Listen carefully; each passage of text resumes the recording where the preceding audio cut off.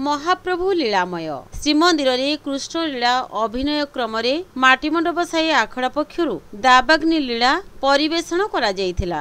जगमोहन रे एही लीला करा जायथिबा बेले श्रीमंदिर सम्मुख रे मध्य भक्त मानक गहन रे एही लीला अपूर्व शोभावर्धन करिछि। कृष्ण भक्त माने एही लीला देखि बेस आनंदित होइछंती। एही लीला देखिबाकू श्रीमंदिर सम्मुख रे बेस गहली परिलक्षित होइथिला।